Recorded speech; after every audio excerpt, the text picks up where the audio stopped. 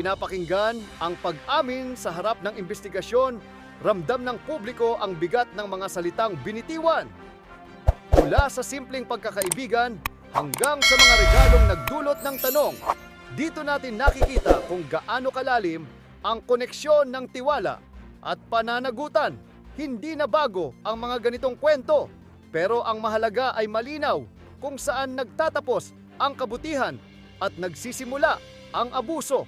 Ang mga pahayag na ito ay paalala na ang bawat posisyon ay may kasamang responsibilidad. Hindi sapat na mabait o matulungin, dapat tapat. Sa dulo, ang katotohanan pa rin ang magpapalaya at ang pananagutan ang tunay na sukatan ng serbisyo. Sa panahon ngayon, hindi na pwedeng itago ang katotohanan. Lumalabas at lumalaban ang boses ng taumbayan. Ask the questions from some members of the public. Totoo bang nirigaluhan mo, Engineer Hernandez, si Engineer Alcantara ng GM truck? Humingi po siya. Humingi po. Doon po sa may project namin doon po sa may sharing namin ng project na 40, sa kanya 20, 20, at saka isa pong 20. Doon po ibinawas yung pambili po nung GMC. Kano bili mo? Kano bili mo? Parang ano po, nasa mahigit po sa 10 million, Your Honor. At sa dealer mo binili? Dito po sa may sa White Plains po. Doon po malapit Your Honor. Bandang sa may Katipunan po. Alright. Hindi kaya itago no? Yung mga gano'n. Nakita nyo. Hindi maitatago Okay. Ano nangyari dun sa August 3 confrontation nyo? Pinatawag po kami ni boss. Meron po akong sinulat. Okay lang po bang basahin ko na po?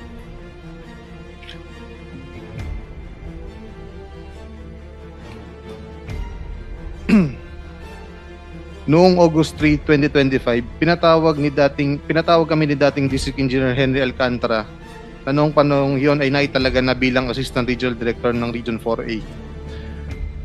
Ang buong opisina upang pag-usapan ng issue ng flood control projects sa aming distrito. Nagulat na lang po kami kaming dalawa ni Engineer JP Mendoza na pinapaako po sa amin dalawa lang ni JP Mendoza ang problema sa mga flood control projects. Siyempre po hindi po kami pumayag. Doon po nagsimula ang paninira at pagdiin sa amin sa mga anomalya. At pinalalabas si D. Alcantara na kami lang ang mastermind ng lahat at wala siyang alam.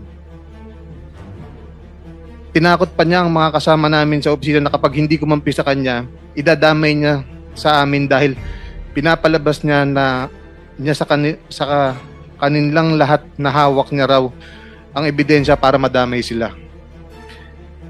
Kaya sila napilitang kumampi kay D. Alcantara para kami na lang ang idiin nilang lahat. Kumbaga kami po ang sakripisyo. Yung ibang empleyado naman po na kumampi sa kanya dahil sa utang na loob. Tulad po ni Engineer RJ Dumasig na nilagay ni D. Alcantara sa posisyon ng kanyang asawa bilang isang permanent. At ngayon po, ginawa na rin pong hepe sa Bulacan 3rd Engineering Office. At si Engineer RJ Dumasig po ay tinulungan din at si Justin Nuevo, tinulungan po sila ni Engineer Henry Alcantara para makakuha po ng permanent item sa opisina po namin. Noong nagsimula na ang Senate at Congressional inquiries kung saan naglahad na ng statement si D. Alcantara, naging malinaw na sa amin na kami nga talaga ang ididiin ni D. Alcantara na mastermind ng mga anomalyang ginawa niya sa aming opisina. Minarapat namin magpunta sa Senate inquiry noong September 8, 2025 upang bigyan linaw ang mga issue na aming kinakaharap. Sa kasawiang palad, hindi kami nabigyan ng sapat na pagkakataon para magpaliwanag ang aming nalalaman. Bagkus parang kami ang naging primary suspects at sa ginagawang investigasyon. At ito nga po ay nauwi sa pagkukontempt po sa akin. Okay, hindi. Tinatanong ko lang ano nangyari doon sa August 3 na confrontation eh. In, Okay. Nasaan anong role dito ni Engineer Bernardo? si Boss Henry po, matagal na pong kasama ni Boss Henry si Boss Yusek Robert Bernardo. Yusek din. Yusek. Opo. At base po sa sinabi ni Boss Henry sa akin, si Yusek Robert Bernardo po ang nagmamanipulate na ibang senatorial funds po na bumababa sa aming opisina. Nasaan si Yusek Bernardo? Wala po akong idea, Your Honor. Engineer Alcantara, you were raising your hand. Go ahead. Your Honor, sinasabi niya po na tinakot ko yung mga hepe. Actually, they have submitted their affidavit in central office on what happened on August 3 po, no? Personally po, pinatawag ko po talaga sila upon the report of J.M. Ramos. At hindi po totoo na tinakot ko po yung mga tao.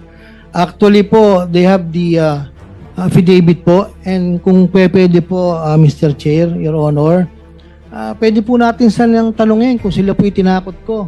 Ang sinasabi ko lang po sa kanila ay magsabi ng katotohanan during kung ano ang nangyari sa meeting na ako po'y galit na galit sa dalawa, at sinabi ko po sa kanila, aminin nyo sa kanila na ako hindi involved dyan. Yun po ang magpapatunay, Mr. Chair, Your Honor. Andyan po si Ernesto Galang, Ruben Santos, J.M. Ramos, sila po ang makapagpapatunay. Hindi ko po sila tinatakot po. Andiyan po si Accountant June na sila po yung umamin tungkol po sa Ghost Project. Wala pong katotohanan ng pagtatakot po. Kasi po, kahit ano po gawin ko doon, kung ayaw naman po nilang mag-explain na affidavit, hindi po nila gagawin yun. Kasi madadamay po sila. Sasawsaw pa po ba sila sa senaryo na to? I-release pa po ba nila yung kanilang sitwasyon? Yun lang po, Your Honor. Andiyan po yung mga tao, pwede po natin silang ipatawag para po makapagsabi na wala pong takutang nangyari po rito, Your Honor. Yun lang po, Mr. Chair. Salamat po. Thank you, Mr. Chairman. We will take note of the recommendation. Go ahead. Net, balikan ko lang yung... So, tinanggap ni Ginoong Alcantara yung GMC? Opo, tinanggap niya po. Pero nito po, ibinalik niya po sa binalik niya po sa amin. Kasi baka daw po abutan sa kanya yung yung sasakyan.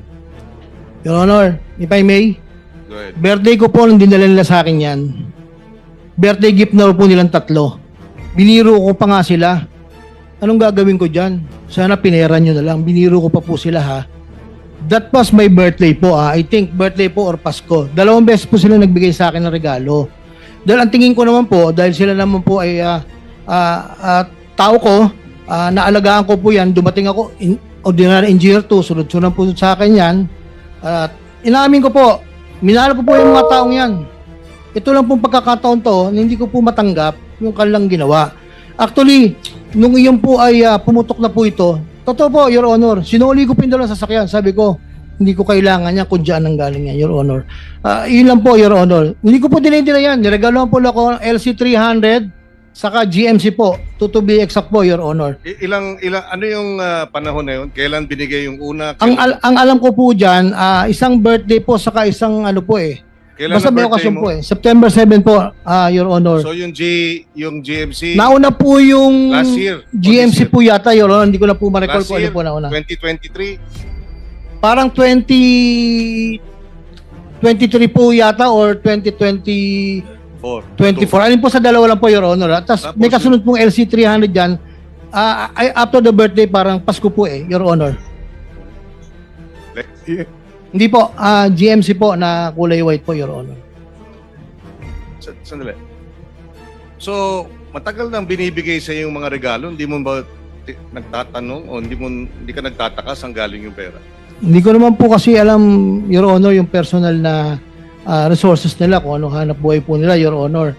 Iyon po yung regalo po sa akin. Inamin ko po yun. Birthday ko po.